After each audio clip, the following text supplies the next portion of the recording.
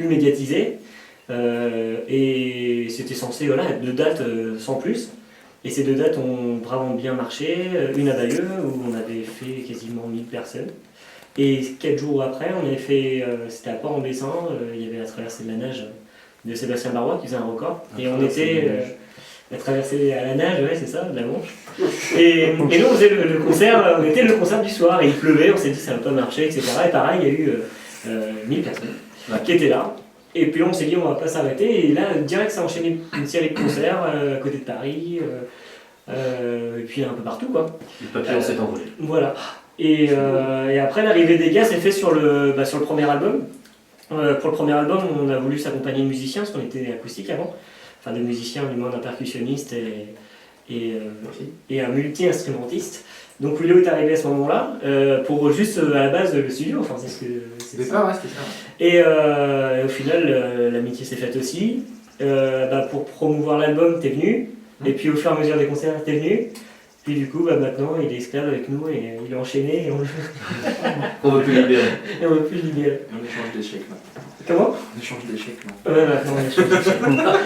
Voilà. Et Je comprends.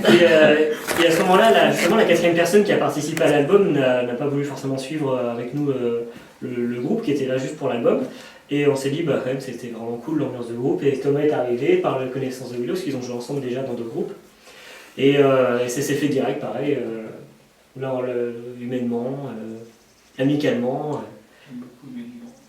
Humainement. Et voilà, ça m'a fait direct. Et puis c'est vrai que là, on est arrivé pour le nouvel album avec cette formation et dans l'idée de rester comme on est. Et donc c'est à la fois un 2e album qui est sorti, mais aussi on va dire le premier album de notre configuration comme on est, avec le style que l'on a maintenant beaucoup plus pop-rock qu'avant. Par le biais aussi des instruments, parce que par un acoustique on était pop rock, mais ça s'entendait moins. Et voilà. Je suis quelques doux d'enfant de moi, je t'assure, ça ira. Ne mets pas ta main sur mon épaule, j'arriverai à me relever. Et c'était vraiment, et là, bravo au studio Décibel, dans lequel on est quand même, il faut dire où on est, au studio Décibel, et qui s'est monté en même temps que l'album s'est fait, au tout début. Ici. Qui appartient à Willow, notre batteur. Et ici, d'ailleurs, c'est ici qu'on répète. Et c'est vrai que par la gentillesse déjà de Willow et le fait aussi qu'il soit dans le groupe, on a vraiment pu avoir beaucoup de temps en studio, ce qui nous a permis d'avoir un produit vraiment fini et comme on le voulait à la base, quoi. On pensait d'ailleurs pas aller aussi loin dans la perfection de l'album, dans les petits détails, mais une fois que c'est parti, c'est vrai que c'est dur de se dire... Je pense que ce qui est important aussi du fait de cette cohésion, c'est que l'oreille de chacun est intervenue. Tout le monde est intervenu. Il n'y a pas, il y a l'oreille de chacun, et tiens, si on fait ça, et ça, et ça, tiens, ça, on a des rajouts, des enlevages, bref. Après, c'est un autre dialogue à un moment donné. C'est une autre langue. C'est vrai, j'avais boum boum tiki-tac, tu veux Tu vas bien chercher ces sacs. D'accord. Ouais, ok. Ah, j'ai ça en stock. Non, c'était beaucoup de prises de tête aussi, il faut pas croire. Déjà, quand on est seul, on doit bien se prendre la tête quand on fait un album tout seul, mais à 4, on a quand même chacun nos avis et on a quand même, on part dans l'idée qu'on a chacun aussi notre mot à dire. Et c'est pas évident, puisque on va pas entendre forcément Puis, le produit, là c'est facile, on entend la chanson terminée, mais quand elle est en train d'être construite, ça n'a rien à voir avec ce que vous entendez maintenant. Et c'est vrai que y a plein de petits arrangements derrière si vous écoutez l'album, des petits sons de percus, etc. Et chacun va vouloir ramener des trucs sans en faire de trop. Alors ça, des fois c'est pas passé. Mais j'aurais bien un petit son de percus à la fin. Et puis être en autoprod, c'est pas forcément évident, parce qu'il faut quand même avoir le recul aussi sur ce qu'on fait, parce que si on est dedans et qu'on n'a pas une oreille extérieure ou un recul par rapport à ce qu'on fait, c'est pas forcément évident. On a eu quelques... On peut partir sur plein d'idées, plein de choses, et au Puis final... en fin de compte, écrabouillé. Bah oui, et puis t'as des années-lumière de ce qu'on voulait faire au départ, et du style, et du coup c'est vrai que... Il y a des chansons, on a carrément on a refait quoi. Ah il y a oui, des chansons, on est parti sur des choses un qui truc, étaient pas...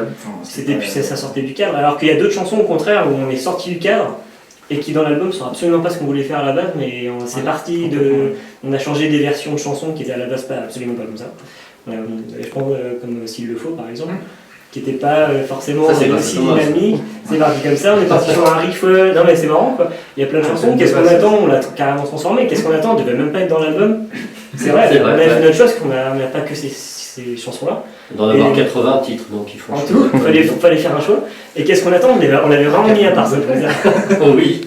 Et on était partis, on était tous les deux à ce moment-là. Un matin, je crois, on est parti pour rigoler, on a fait une sorte un peu reggae. On est parti sur qu'est-ce qu'on attend pour rigoler. D'ailleurs, c'était quand même un truc d'apéro derrière, je sais pas quoi.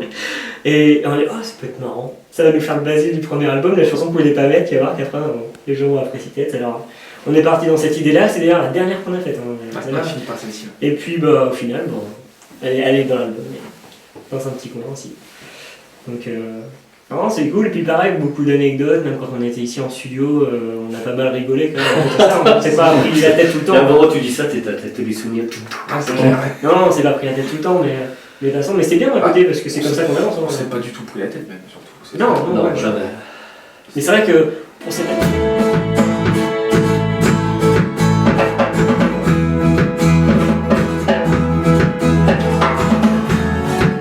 Mais je vous jure, c'est vrai, c'est pas une blague. On avait fait l'affiche, c'était en 2002, le fameux jour, le 21 juin. Hein. On avait fait l'affiche et il y avait un trou, il n'y avait pas le nom du groupe. On avait mis au début, c'était pas Nirvana, normal, mais c'était un autre truc qui ressemble un peu.